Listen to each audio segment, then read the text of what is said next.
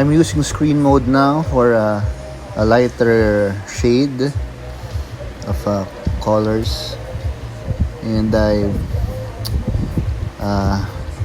use the color dodge mode in brush very seldom, because when you're using color dodge for coloring, it makes the color so bright that it looks unreal.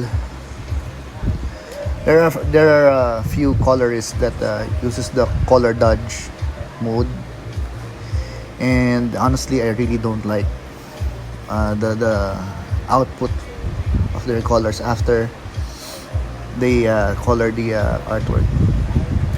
It looks so uber vibrant, and you don't want to have that effect when it goes out in print. It won't look good. So remember, minimize using color dodge mode. It's better to use screen mode, like this one. I'm using the same color and my brush is on screen mode, so this is the effect. See, subtle lightness. Well, depends on how you use it and how much pressure you put on the brush. So there, very subtle. This is on screen mode. Okay.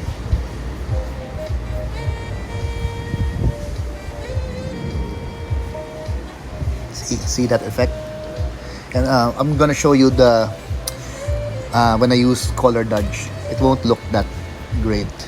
So yeah, I'm using color dodge now, and look, see, you can use it a bit for a few highlights, but not the entire artwork.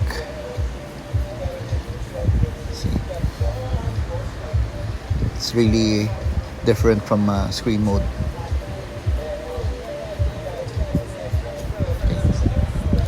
Going back with the screen mode again.